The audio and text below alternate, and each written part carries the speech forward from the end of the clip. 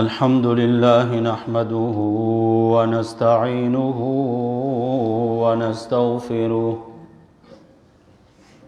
ونستغفره ونؤمن به ونتوكل عليه ونعوذ بالله من شرور أنفسنا ومن سيئات أعمالنا من يهده الله فلا مضل له ومن يضلله فلا هادي له شهادة أن لا إله إلا الله وحده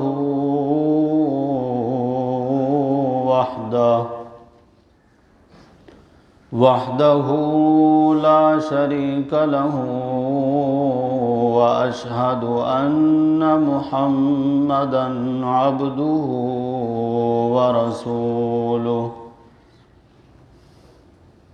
أما بعد فأعوذ بالله من الشيطان الرجيم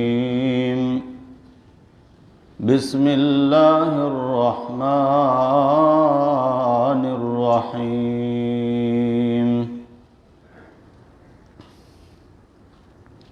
سبحان الذي أسرى بعبده ليلا من المسجد الحرام إلى المسجد الأقصى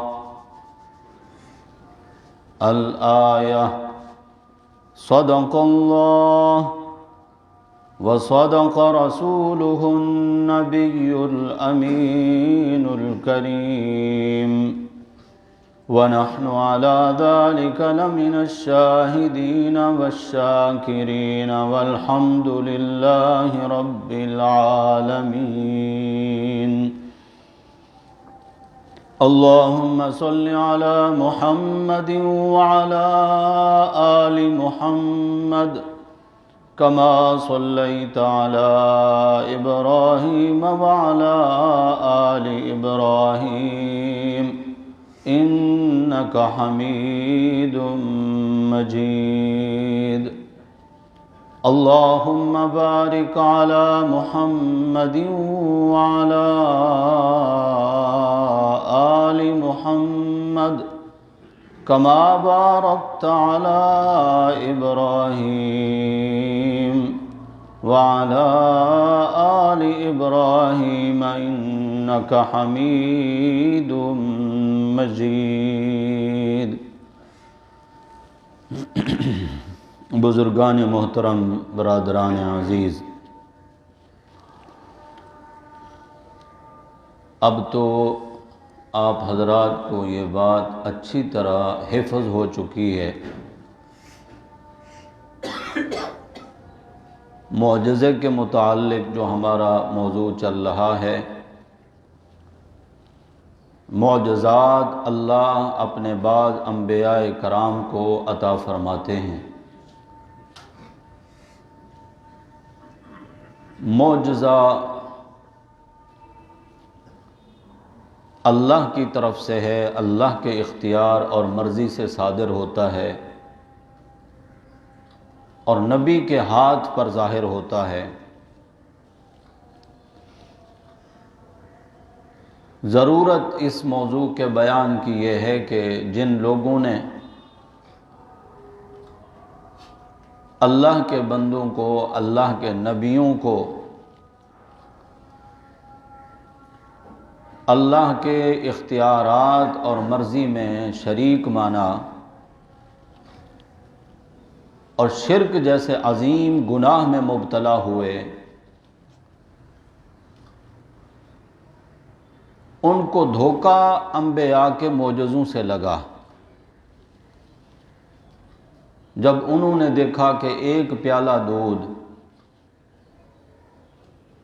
20 بندوں کے لیے کافی ہو گیا، تو انہوں نے نظریہ قائم کیا کہ نبی کے اختیار میں ہوتا ہے، وہ جب چاہے کسی کا رزق بڑھا دے۔ عیسیٰ علیہ السلام کو عیسائیوں نے الہ مانا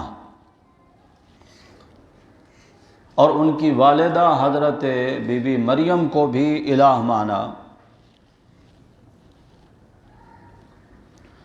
لقد کفر الذین قالوا ان اللہ ثالث ثلاثہ۔ اللہ قرآن میں بتاتے ہیں کہ عیسائیوں نے کہا کہ اللہ تین میں سے تیسرا ہے، یعنی نعوذ باللہ اللہ یہ تینوں کا مجموعہ ہو گیا، ایک حضرت بی بی مریم، ایک حضرت عیسیٰ اور ایک اللہ۔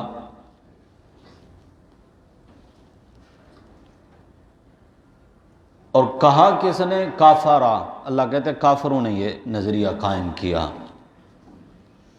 مسلمانوں کا نظریہ ہے لا الہ الا اللہ، اللہ کے سوا کوئی الہ ہے نہیں۔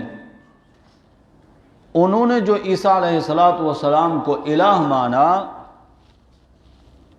اسی وجہ سے کہ ان کو دھوکہ لگا کہ عیسیٰ علیہ السلام میں الہ والی صفات موجود ہیں کہ نابینا، جو پیدائشی نابینا ہے اس کی آنکھ پر ہاتھ پھیرتے ہیں تو وہ دیکھنے والا ہو جاتا ہے۔ انہوں نے کہا کہ شاید نبیوں کے اختیار میں ہے کہ وہ جب چاہیں جس کو چاہیں شفا دے دیں، جبکہ معجزہ نبی کے اپنے اختیار میں ہے نہیں، اس میں مرضی اور اختیار اللہ کا ہوتا ہے۔ انبیاء علیہم السلام کو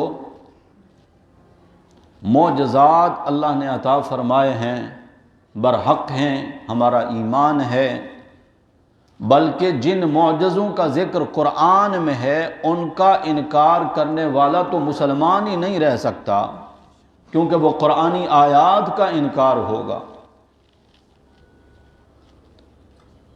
اور جس طرح سب سے زیادہ عطا میرے رب کی میرے نبی صلی اللہ علیہ وسلم کی ذات کے لیے ہے، حسن بھی اللہ نے سب سے بڑھ کر میرے نبی کو عطا فرمایا، کمال بھی، خوبیاں، اوصاف دیگر تمام انبیاء علیہم السلام سے بڑھ کر اللہ نے ہمارے نبی کو عطا فرمائے ہیں۔ تو بالکل اسی طرح معجزات بھی اللہ نے سب سے زیادہ ہمارے نبی صلی اللہ علیہ وسلم کو عطا فرمائے۔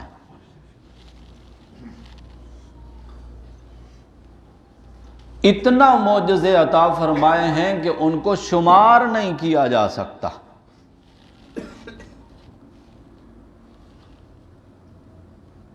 عربی کے ایک پروفیسر نے نبی کریم صلی اللہ علیہ وسلم کے صرف لعاب، تھوک مبارک سے منسلک معجزوں کو شمار کیا تو ان کی تعداد 300 تک جا پہنچی، صرف لعاب کے ساتھ منسلک معجزے۔ مثلا حضرت علی کی آنکھیں دکھ رہی ہیں، غزوہ خیبر کے موقع پر اللہ کے نبی صلی اللہ علیہ وسلم نے ان کو بلایا، اپنا لعاب مبارک ان کی آنکھوں پر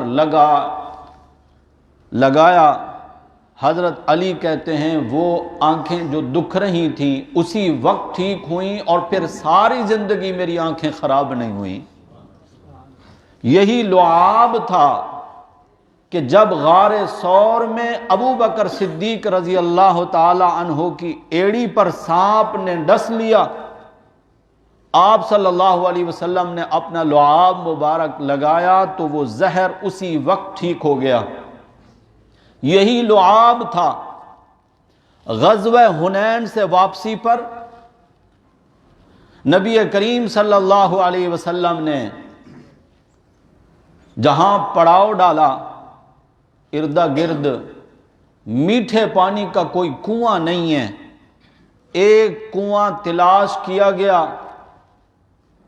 صحابہ نے آ کر بتایا یا رسول اللہ کنواں تو ہے مگر پانی اس قدر کڑوا ہے کہ انسان تو انسان رہ گئے، بکریاں بھی وہ پانی نہیں پی سکتی ہیں، کڑوا۔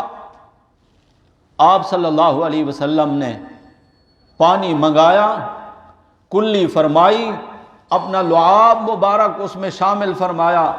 یہ پانی جب کنویں میں ڈالا گیا تو وہ کھارا اور کڑوا پانی جو تھا کنویں کا اللہ نے اس کو میٹھا کر دیا. تو یہ لعاب سے منسلک یہ معجزات ہیں. اس طرح اور بھی بہت سارے معجزے ہیں نبی کریم صلی اللہ علیہ وسلم کے. تو اللہ نے میرے نبی کو بے شمار معجزات عطا فرمائے. میرے نبی ہاتھ کی انگلی کا اشارہ فرماتے ہیں، چاند 2 ٹکڑے ہو جاتا ہے. یہ کم معجزہ ہے؟ عظیم معجزہ، بہت بڑا معجزہ. اقتربت الساعۃ وانشق القمر.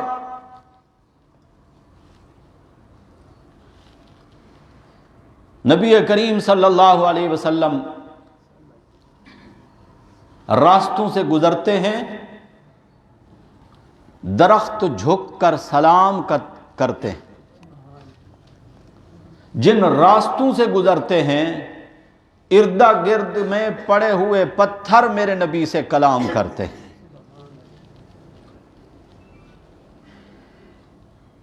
جانور تو بولتے بھی نہیں، شعور رکھتے ہیں، مالک کو پہچانتے ہیں. اونٹ دوڑتا ہوا میرے نبی صلی اللہ علیہ وسلم کے مبارک قدموں میں آ کر اپنا سر رکھ دیتا.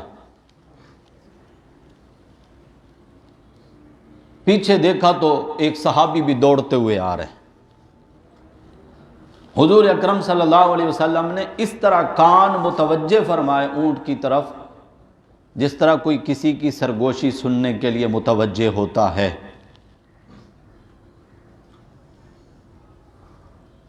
اس صحابی نے حیرت سے دیکھا، یا رسول اللہ اس نے آپ کو کچھ نہیں کہا. فرمایا کیوں؟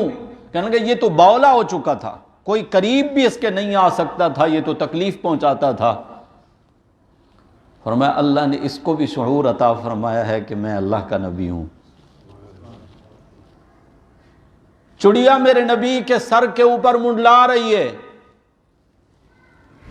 فرمایا اس کے بچے کس نے اٹھائے؟ ایک صحابی کھڑے ہوئے، یا رسول اللہ کوئی تکلیف اور نقصان پہنچانے کے لیے میں نے وہ بچے نہیں اٹھائے، بہت پیارے لگ رہے تھے، ان کو پالوں گا. بعض لوگوں کو شوق ہوتا ہے نا پرندے پالنے کا، اور میں تو اپنا شوق پورا کرے گا. وہ ماں ہے چیخ رہی ہے، مجھ سے آ کر شکایت کر رہی ہے کہ یا رسول اللہ میرے بچے اٹھا لیے. اپنا شوق پورا نہ کر، جہاں سے گھونسلے سے اٹھائیں بچے وہاں چھوڑ کے آ. یہ کم معجزے ہیں؟ کافر آ کر کہتا ہے آپ اللہ کے رسول ہیں. فرمایا اس میں کوئی شک نہیں، میں اللہ کا رسول ہوں. یہ میں نے گو اٹھائی ہوئی ہے، گو اردو میں اس کو گو کہتے ہیں، عربی میں اس کو کہتے ہیں ضب، ضاد اور بے. ایک وحشی جانور ہے، جنگلی جانور ہے، چھپکلی کی شکل میں ہوتا ہے، ہوتا بڑا ہے، 2-2.5 فٹ لمبا ہوتا ہے. جانتے ہو نہیں؟ یہ صرف میں ہی جانتا ہوں. گو اس نے اٹھائی ہوئی ہے. اب دیکھیں کافروں کے ذہن بھی بڑے عجیب تھے نا. بات وہی ہے کہ ہدایت اللہ کے ہاتھ میں. کئی بدبخت وہ رہے جنہوں نے میرے نبی کے عظیم معجزات کو بھی دیکھا تب بھی نبی نہیں مانا. اما خدیجہ نے کون سا معجزہ دیکھا تھا میرے نبی کا؟ پہلے دن ہی غار حرا میں جب نبی اکرم صلی اللہ علیہ وسلم کی ذات پر وحی کا نزول ہوتا ہے، گھر میں آ کر اپنی اہلیہ محترمہ ہم سب مومنوں کی ماں سیدہ خدیجہ رضی اللہ تعالی عنہا کو آپ آ کر بتاتے ہیں، پریشان ہوتے ہیں کہ پتہ نہیں یہ کیا سلسلہ ہے، آج تک کبھی میرے ساتھ ایسا نہیں ہوا. سیدہ خدیجہ کیا کہتی ہیں؟ یا رسول اللہ آپ تو بے قصوں کا خیال رکھنے والے ہیں، مسافروں کی مدد کرنے والے ہیں، غریبوں کی ہمدردی کرنے والے ہیں، اللہ آپ کو کبھی بھی ضائع نہیں کریں گے. جب تصدیق ہو گئی تو سیدہ خدیجہ رضی اللہ تعالی عنہا آپ کی ذات پر جو ایمان لائی ہیں کون سا معجزہ دیکھا تھا؟ میرے نبی کے یہی کمالات، آپ کے اوصاف اور خوبیاں جو اللہ نے میرے نبی کی طبیعت میں رکھی تھی، انہی خوبیوں کی بدولت پہچان لیا کہ یہ جو شخص ہیں محمد الرسول اللہ ہیں صلی اللہ علیہ وسلم، اور آپ کی ذات پر ایمان لائی ہیں۔ جنہوں نے نہیں ماننا تھا تو پھر انہوں نے اس طرح کے ہیلے بہانے تراشے۔ سیدنا ابو بکر صدیق رضی اللہ تعالیٰ عنہ نے کون سا معجزہ دیکھا تھا؟ معجزے کا مطالبہ بھی نہیں کیا۔ ابو بکر صدیق رضی اللہ تعالی عنہ نے صرف اتنی بات کو مد نظر رکھا، جب نبی اکرم صلی اللہ علیہ وسلم نے بتایا ابو بکر مجھ پر وحی نازل ہوتی ہے، میں اللہ کا رسول ہوں،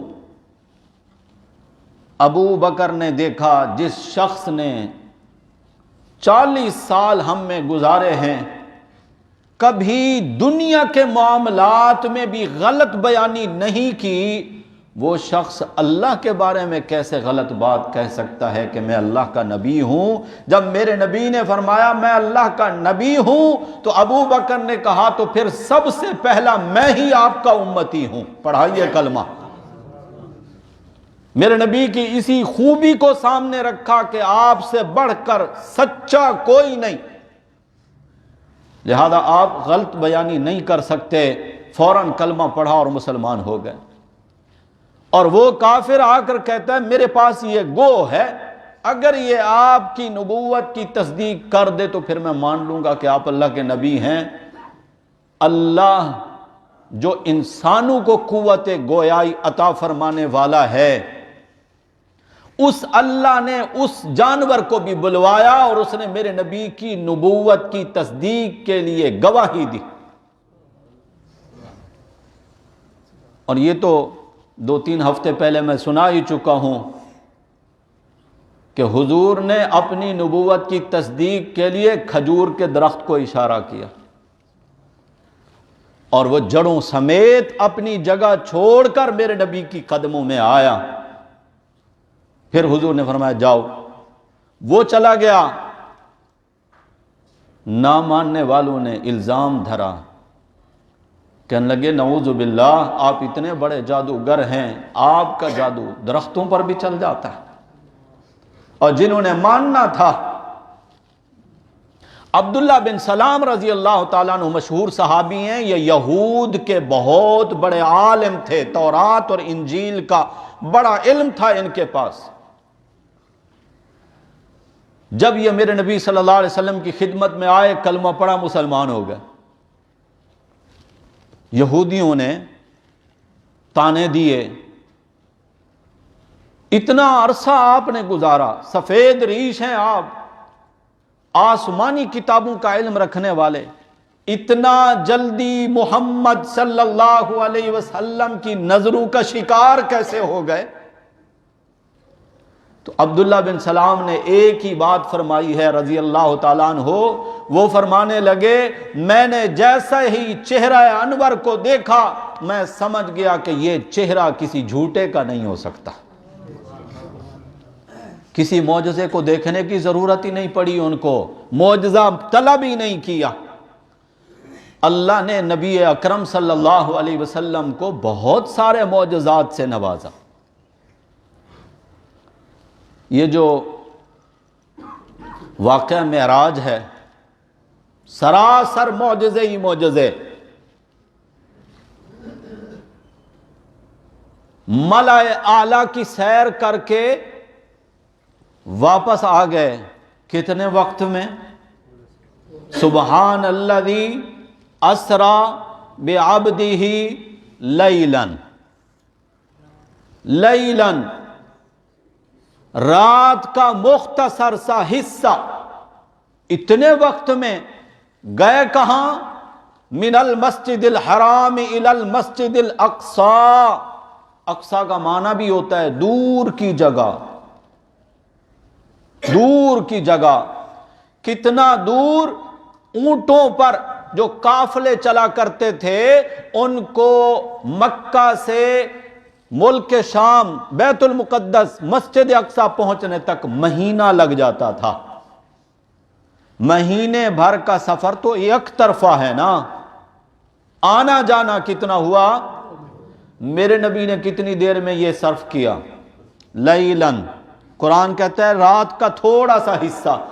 پھر یہی زمینی سفر تو نہیں رہا, آسمان ملائے اعلیٰ عند سدرۃ المنتہا عندہا جنت المأویٰ.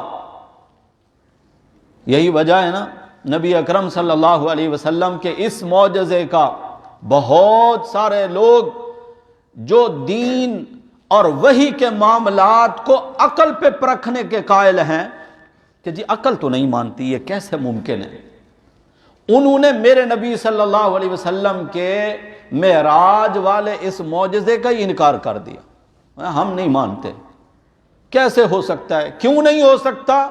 وہ کہتے ہیں جی اس وجہ سے نہیں ہو سکتا کہ آسمانوں سے اوپر ایک کرہ ہے جس کو کرہ زمہریر کہتے ہیں, وہاں جانے والی ہر چیز برف بن جاتی ہے, جم گئی.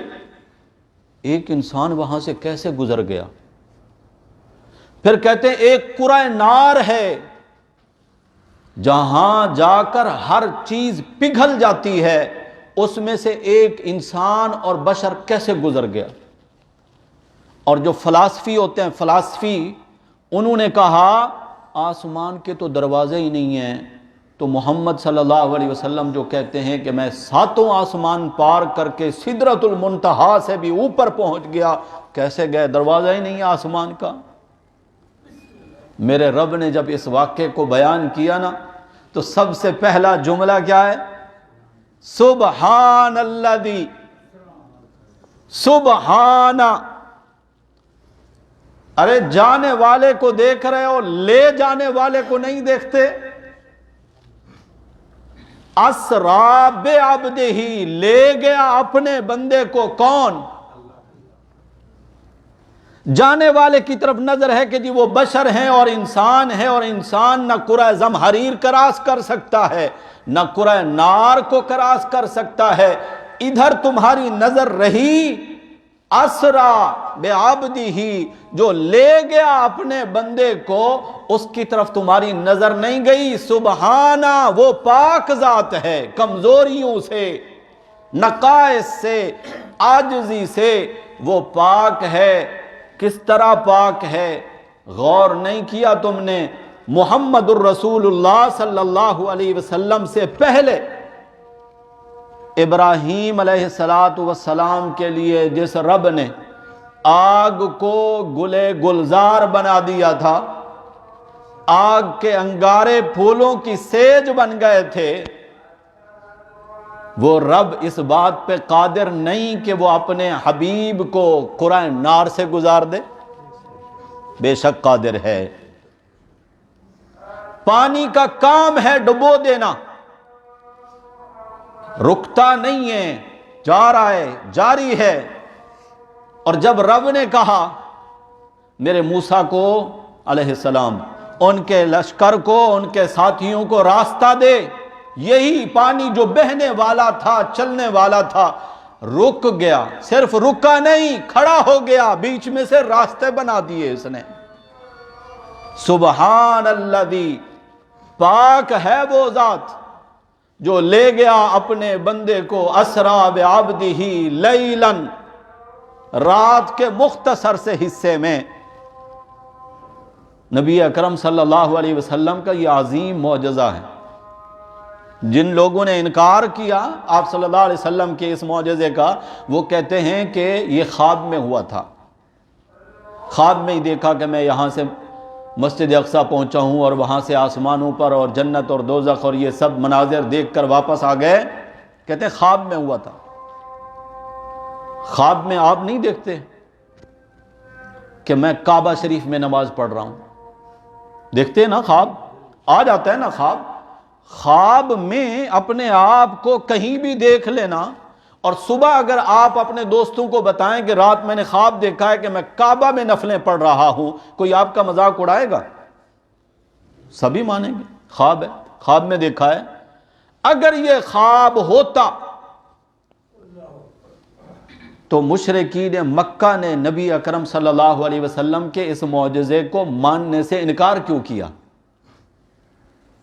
معلوم ہوتا ہے مشرکین مکہ کو بھی یقین تھا کہ محمد الرسول اللہ صلی اللہ علیہ وسلم کا یہ معجزہ یہ خواب نہیں ہے، عالم بیداری میں روح مع الجسد نبی اکرم صلی اللہ علیہ وسلم اپنے جسم اور روح سمیت عالم بیداری میں جیتے جاگتے آسمان ملائے اعلیٰ کی سیر کر کے واپس تشریف لے آئے، اسی لیے مشرکین مکہ نے انکار کیا۔ خواب کا تو کوئی بھی انکار نہیں کرتا۔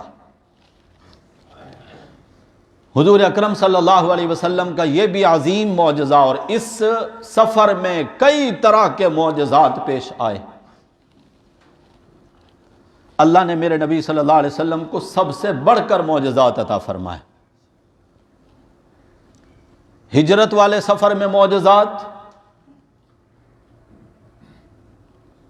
آپ جا رہے ہیں رات کی تاریکی میں نکلے ہیں کہ دشمن کو خبر نہ ہو، کیونکہ ہجرت کا حکم آ گیا۔ میرے نبی کی ذات پر ایمان لانے والے تقریباً صحابہ کرام ہجرت کر کے چلے گئے، آپ ابھی تک یہاں ہیں اور چند صحابہ کرام رہ گئے مکہ میں۔ مشرکین کو اب لگا کہ ان قریب یہ بھی یہاں سے چلے جائیں گے، انہوں نے اپنی دشمنی کو طول دیا اور شکنجہ مزید کسنے کے ارادے سے کہ ان کا کام ہی نعوذ باللہ تمام کر دیا جائے۔ اذ یمکر بک الذین کفروا لیثبتوک او یقتلوک او یخرجوک، کئی طرح کی تدبیریں سوچی جانے لگیں۔ اللہ کہتے ہیں یمکرون، تدبیریں وہ بھی کر رہے تھے، وَيَمْكُرُ اللَّهُ، اور اللہ اپنی تدبیریں بنا رہا تھا۔ وَاللَّهُ خَيْرُ الْمَاكِرِينَ، اور اللہ کی تدبیر سے بڑھ کر کسی کی تدبیر ہو ہی نہیں سکتی۔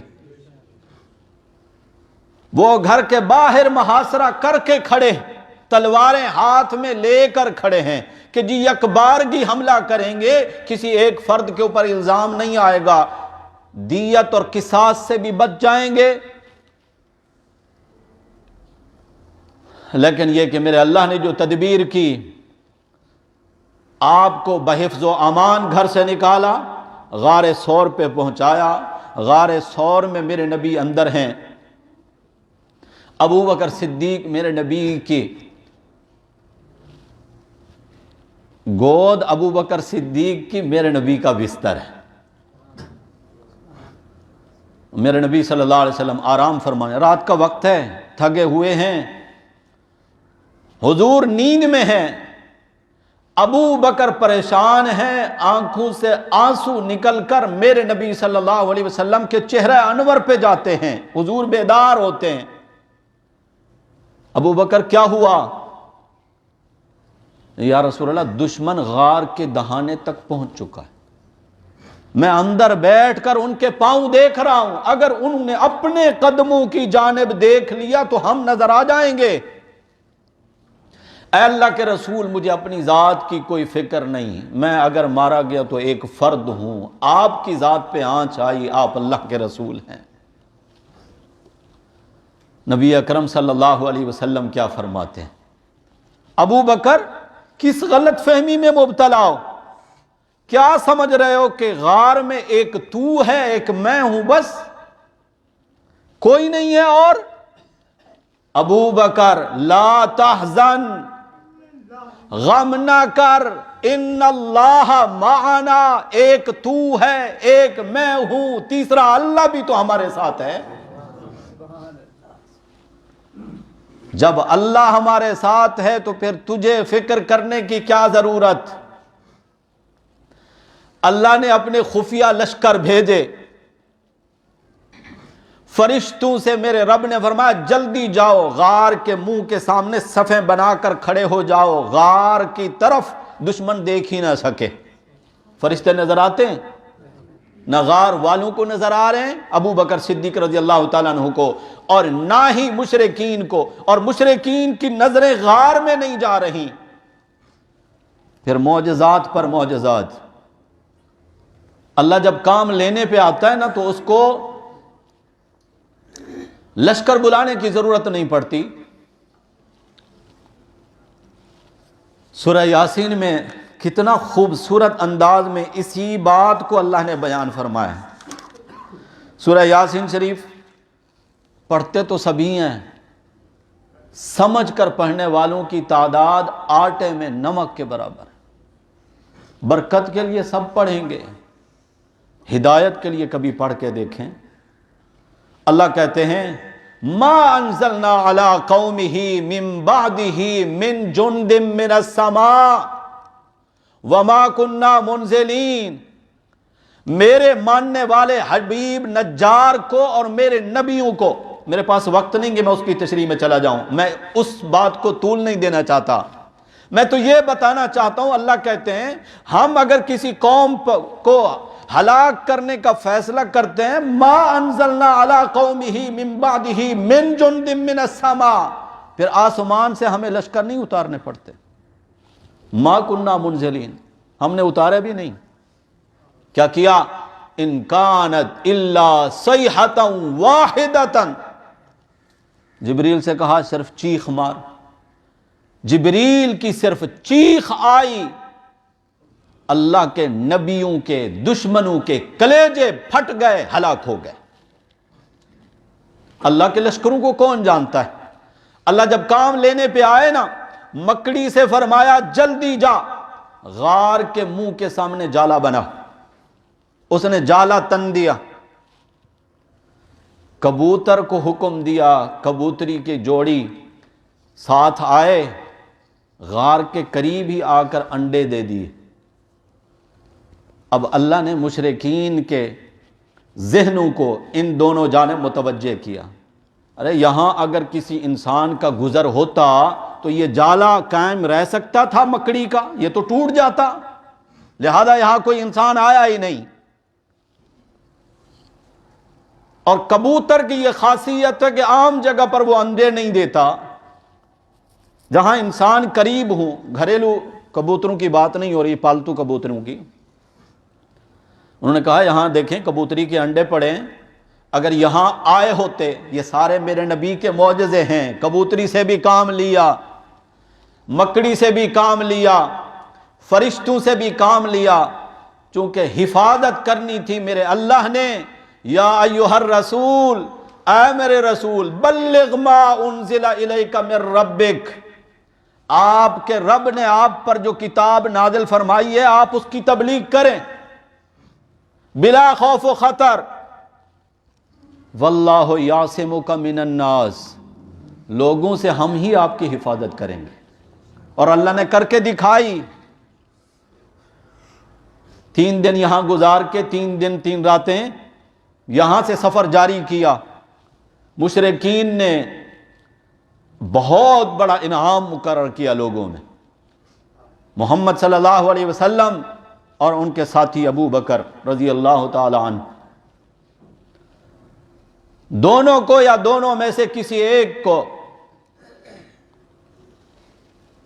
زندہ یا دوسری حالت پر کوئی بھی اگر لے کر آئے 100 اونٹ انعام ملے گا۔ مال و دولت ہمیشہ انسان کی کمزوری رہی ہے، لالچ دیا انہوں نے۔ کئی لوگوں نے ذہن آزمائی کی، انہوں نے کہا لاٹری نکل آئے گی، ایک دم سے اتنا بڑا پیسہ مل جائے گا، راتوں رات کروڑ پتی۔ گئے گزرے دور میں 1 اونٹ کی قیمت 1 لاکھ روپے لگا لو، 100 اونٹ، اتنا بڑا انعام، اس دور کا بہت بڑا انعام۔ اور یہاں ٹچ کروں گا میں سیدنا ابو بکر صدیق رضی اللہ تعالیٰ عنہ کی شخصیت کو، اور رب کی طرف سے ان کو جو عظمتیں اور رفعتیں ملی ہیں۔ ابو بکر صدیق کے سر کی قیمت مشرکین مکہ نے کیا لگائی؟ میرے نبی صلی اللہ علیہ وسلم کے سر مبارک کی قیمت کیا لگائی؟ سبحان اللہ۔ حالانکہ وہ نبی ہیں، یہ امتی ہیں، وہ محبوب رب العالمین ہیں، یہ میرے نبی کا امتی ہے۔ ابو بکر کوئی بھی امتی ہو، اس کی نبی کی شان کے سامنے تو کوئی حیثیت نہیں رہ جاتی، مگر ابو بکر صدیق رضی اللہ تعالیٰ عنہ میرے نبی پر اور اللہ کے دین پر اس قدر قربانیاں دی انہوں نے کہ مشرکین بھی سمجھنے لگے جو قیمت انہوں نے میرے نبی صلی اللہ علیہ وسلم کے سر کی لگائی وہی قیمت ابو بکر کے سر کے لگائی۔ سمجھتے تھے کہ ابو بکر کوئی معمولی شخصیت نہیں ہے۔ ایسے ابو بکر صدیق رضی اللہ تعالیٰ عنہ اس مقام پر نہیں پہنچے کہ میرے نبی نے ثانی اثنین، دو میں سے ایک، دوسرا کون تھا غار میں؟ ایک تو میرے نبی ہیں، دوسرا کون تھا؟ یہ مقام اور مرتبہ ملا کس کو؟ سیدنا علی المرتضی رضی اللہ تعالیٰ عنہ تو میرے نبی کے بستر پر آرام فرما رہے ہیں۔ یہاں ثانی اثنین اذ یقول لصاحبہ، جب کہا میرے نبی صلی اللہ علیہ وسلم نے اپنے صاحب سے، اپنے ساتھی سے، اپنے صحابی سے، لا تحزن ان اللہ معنا، یہ شرف اور مرتبہ ابو بکر صدیق رضی اللہ تعالیٰ عنہ کو ملا۔ گھوڑ دوڑانے والے پیچھے گھوڑے دوڑائے، کہیں سے خبر ملے اتنا بڑا انعام مل جائے گا۔ ایک گھوڑا دوڑانے والا ایسا بھی آیا نا، جب قریب آ گیا، اتنا قریب وہ خود بتاتا ہے کہ میں ابو بکر صدیق اور محمد الرسول اللہ صلی اللہ علیہ وسلم کی آپس کی گفتگو سن رہا ہوں، اور نبی اکرم صلی اللہ علیہ وسلم جو قرآن پاک کی تلاوت کر رہے ہیں وہ بھی میں سن رہا ہوں۔ اتنا قریب جب پہنچا، اللہ نے گھوڑے کے اگلے دونوں پاؤں زمین میں دھسا دیا، یہ گرا ادھر جا پڑا۔ کہتا ہے اے محمد صلی اللہ علیہ وسلم، میں آپ کا پیچھا نہیں کروں گا، میں سمجھ گیا ہوں اللہ مجھے آپ کی طرف نہیں آنے دے رہے، میرے لیے اللہ سے دعا کریں، میرا گھوڑا زمین سے نکل آئے، میں آپ کا پیچھا نہیں کروں گا، واپس مڑ جاؤں گا۔ حضور نے دعا فرمائی، گھوڑا نکل آیا، لیکن اس کی نیت پھر خراب ہوگی، اس نے پھر میرے نبی کا پیچھا کیا۔ تیسری بار دوبارہ بھی اس کا گھوڑا دھنس گیا زمین میں، تیسری بار بھی دھنس گیا زمین میں۔ اس نے پھر پکی بات کی، اور حضور نے بھی اس وقت ایک پیشین گوئی فرمائی۔ یہ بھی میرے نبی کا عظیم معجزہ ہے۔ اس شخص کا نام ہے سراقہ۔ بعد میں اللہ نے اس کو ایمان کی دولت سے نوازا تو رضی اللہ تعالی عنہ۔ فرمایا سراقہ، وہ وقت کیسا وقت ہوگا جب کسریٰ کے کنگن تیرے ہاتھوں میں ہوں گے۔ حضرت سراقہ کہتے ہیں میں نے کہا وہی ایران والا کسریٰ؟ یہ ہم باتیں جو کر رہے ہیں نا، ہم چونکہ ان حقائق کو نہیں سمجھتے۔ کسریٰ اور قیصر اس وقت کی وہ طاقتیں تھیں جس طرح آج آپ کا امریکہ ہے، سپر طاقت، اور سپر طاقت کو بھی خاک میں ملایا ہے طالبان نے۔ اللہ نے وہ عروج بخشا ان کو، ان درویشوں کو، ان گدڑی پوشوں کو، چٹائیوں پہ بیٹھنے والوں کو، کہ انہوں نے ناک میں دم کیا اور لوہے کے چنے چبوائے کہ جسے پھر دم دبا کر یہاں سے بھاگنا پڑا۔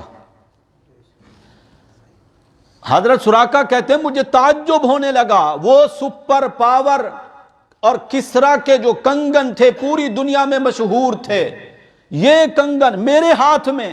اپنی کیفیت یہ ہے کہ یہاں سے ڈر کے جا رہے ہیں، خوف زدہ ہیں، پریشان ہیں، دو بندے ہیں، اکیلے جا رہے ہیں، اور مجھے اتنی بڑی پیشین گوئی سنوا رہے ہیں۔ نبی اکرم صلی اللہ علیہ وسلم سے سراقہ کہتا ہے آپ مجھے تحریر لکھ کے دیں، مجھے امان ملے گی جب اللہ آپ کو عروج بخشیں گے، اور جب یہ کسریٰ کے کنگن آئیں گے میرے ہاتھوں میں ہوں گے۔ آپ صلی اللہ علیہ وسلم نے لکھوا دیا یہ امان نامہ۔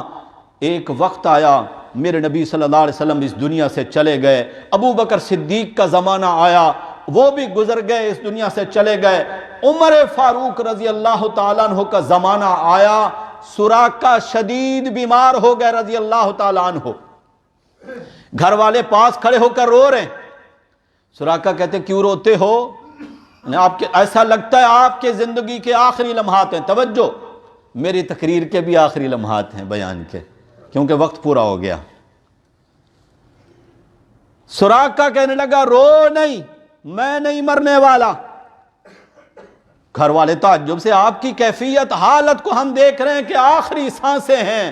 سراقہ کہتا ہے محمد الرسول اللہ صلی اللہ علیہ وسلم نے جو پیشین گوئی فرمائی تھی، میرے ہاتھ میں ابھی تک چونکہ کسریٰ کے کنگن نہیں آئے، جب تک کنگن نہیں پہنوں گا موت نہیں آئے گی۔ واقعاتاً ایسا ہوا، طبیعت سنبھل گئی، پھر عرصہ تک زندہ رہے۔ عمر فاروق رضی اللہ تعالیٰ کے زمانے میں ایران فتح ہوا۔ ایرانی چاہے جتنا بھی بکواسات کرتے رہیں میرے نبی صلی اللہ علیہ وسلم کے اس صحابی حضرت عمر فاروق کی ذات پر، ماننا ان کو بھی پڑے گا، مرہون منت ہے، ان کا ملک عمر فاروق رضی اللہ تعالیٰ نے فتح کر کے دیا تھا۔ جب کسریٰ کے کنگن آئے، حضرت عمر فاروق رضی اللہ تعالیٰ عنہ کی نظریں ادھر ادھر دیکھنے لگیں، پوچھا سراقہ کہاں ہے؟ سراقہ کو بلایا گیا، ان کے ہاتھوں میں حضرت عمر نے اپنے ہاتھ سے کسریٰ کے وہ سونے کے کنگن جو اس بادشاہ کے مشہور تھے ان کے ہاتھ میں پہنائے اور کہا الحمدللہ، اللہ تیرا لاکھ احسان ہے جس نے اتنے سالوں بعد اپنے نبی کے مبارک زبان سے کہی گئی بات کو سچا کر دکھایا۔ میرے نبی کو اللہ نے بہت معجزات عطا فرمائے ہیں، اور معجزہ اللہ کے اختیار میں ہوتا ہے، مرضی اور اختیار اللہ کا ہوتا ہے، ظاہر ہوتا ہے نبی کے ہاتھ پر۔ زندگی باقی تو اس موضوع پر آئندہ بات کریں گے۔ اللہ ہم سب کو نبی اکرم صلی اللہ علیہ وسلم اور آپ کے اصحاب اور تمام آپ کی جماعت، ان کی پیروکاری کرنے کی، اتباع کرنے کی توفیق عطا فرمائے، ان سے سچی محبت نصیب فرمائے اور ان کی نقش قدم پر چلنے کی توفیق عطا فرمائے۔ آخر دعوانا الحمدللہ رب العالمین۔